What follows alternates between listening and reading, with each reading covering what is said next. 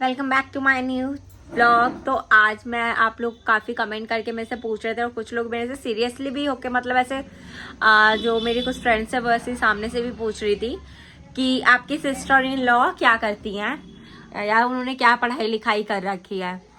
तो अभी मैं आपको अपनी सिस्टर इन लॉ से मिलवाऊंगी। वैसे आपने मोस्टली वीडियो में मेरे देख रखा है कि वो मेरे साथ रील बनाती हैं, क्योंकि हाँ हम दोनों जैसे कि अब सेम एज के हैं। तो हाँ मेरी शादी हो गई है, उनकी नहीं हुई है अभी, लेकिन कुछ हमारे जो आइडियाज हैं, कुछ व्यू है, कुछ पॉइंट्स होते हैं तो थोड़े बहुत मैच करते हैं। तो रील बनाना मुझे भी बहुत पसंद है और उन्हें भी बहुत पसंद है। तो अभी मैं आपको उनसे मिलवाती हूँ। अभी वो थोड़ा सा रेडी होने के लिए गई हैं मैं रेडी होके तैयार हो गई हूँ। तो अभी मैं आपको उनसे मिलवाऊंगी और फिर वो बताएंगे अपने बारे में कि उन्होंने कहाँ से पढ़ाई की है और क्या एजुकेशन है। तो अभी मेरी ननद आ गई हैं, आइए ना जी। लिपस्टिक का नीचे रख दो।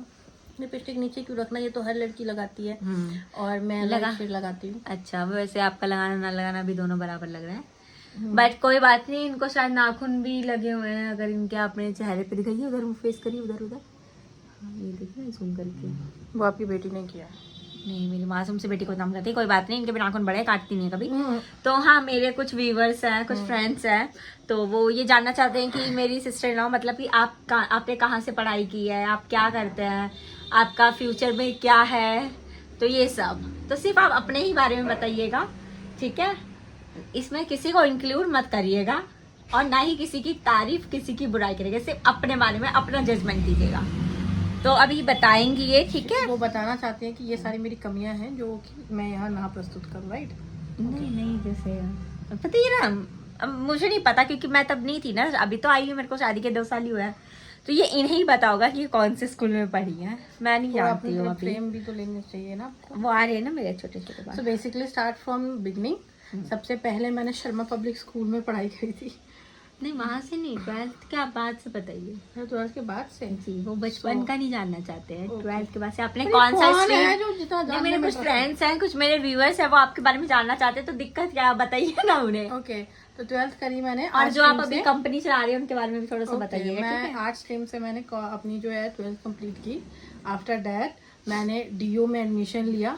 रेगुलर हो रहा था यहीं पे, हम उत्तम नगर में रहते हैं और जनकपुरी में जो है एक भारती कॉलेज करके, वहाँ पे कट ऑफ आया था। बट सम रीजंस अपने हेल्थ इश्यूज की वजह से कह सकते हैं कि जब कट ऑफ आता है नहीं, आप गाँव में थे? नहीं, गाँव में भी नहीं, हेल्थ इशू सबसे बड़ा इशू था। गाँव में एक्चुअली नहीं थी मैं उस टाइम। क्या हुआ? हाँ, मुझे नहीं पता था, सॉरी इंटरप्ट। तो फर्स्ट डे जब मैं गई थी ना अपना मतलब फॉर्म सबमिट करने के लिए, तो उस दिन बहुत रश था, तो मेरा टाइम आते आते तक ऑफ हो गया था। तो जिस महीने मुझे पॉलिटिकल ऑनर्स में लेना था, तो उस टाइम उसकी कट ऑफ थी 87% की। तो उसमें हम गए, तो उस दिन नहीं हो पाया। उसके अगले दिन फिर मैंने ट्राई करने का सोचा, लेकिन मेरे को उस टाइम पर तो आपने खुद फॉर्म भरा था या आपको किसी ने जागरूक किया था कि दिव्या जी आपका? मैं इंटरेस्टेड थी काफी रेगुलर कॉलेज में। अच्छा, लेकिन वो आप कह रहे थे आपकी एक फ्रेंड ने बताया था, वो मोटी सी। नहीं, वो तो उन्होंने बताया मुझे, मैं सो रही थी अपने घर पे। मुझे लगा कहाँ ही मैं, मतलब मेरे को घर पे ना एक रिस्ट्रिक्टेड कर दिया गया था कि आपको ये नियर बाय था, मेरे हेल्थ को देखते हुए फैमिली ने कहा कि अगर आपको रेगुलर करना है बिल्कुल कीजिए, बट नियर बाय होना चाहिए। और सब पेरेंट्स का होता है। तो नियर बाय में जनकपुरी था, तो वहां पे हमने ये डिसाइड किया। लेकिन रिस्ट्रिक्टेड कर दिया, तो मैंने तो मेरे को मतलब इतना कोई खास इंटरेस्ट फिर रह नहीं गया। मुझे ऐसा लगा कि क्या ही आएगा, हर जब जो आप पर्टिकुलर चाहते हो वहाँ नहीं होता। तो मेरी फ्रेंड ने मेरी ममता करके एक फ्रेंड है, उनका बहुत इंटरेस्ट था मतलब उस टाइम पे कह सकते हैं अच्छे दोस्त। उन्होंने सुबह जी एक्चुअली वो भी उन्होंने भी ऑनलाइन फॉर्म भरा था, बट कट ऑफ से मतलब उनको कोई रीजंस रहे होंगे, उन्होंने नहीं किया। तो मैंने उसके बाद उन्होंने ही मुझे सो रही थी मैं, तो उन्होंने ही आकर मुझे बताया कि दिव्या आपका कट ऑफ आया और आपका नंबर आ गया, तो आप आ जाओ, मतलब चलते हैं, अगले दिन हमें जाना है। अगले दिन हम गए। जो प्रोसेस होता है बहुत कुछ, सब कुछ देखा वहाँ पे, बच्चे देखे, स्टूडेंट्स देखे, हेड्स जो होते हैं, हेड गर्ल्स वगैरह भी, उन सब। तो आप गए थे कॉलेज में? हाँ, उसके अगले दिन। तो ये सुबह की बात थी या दोपहर में आप सो रहे थे? जब सो रही थी उसके पिछले दिन, उस दिन मैं दोपहर में सो रही थी। अच्छा, आप दोपहर में।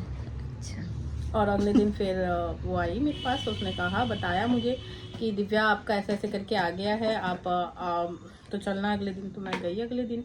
तो अगले दिन फिर मेरा क्या हुआ कि हेल्थ इश्यूज हो गए। पूरा दिन ना इतना हराश था कि टाइम निकल गया, और कुछ बच्चों को कहा गया अगले दिन आपका फॉर्म सबमिट होगा।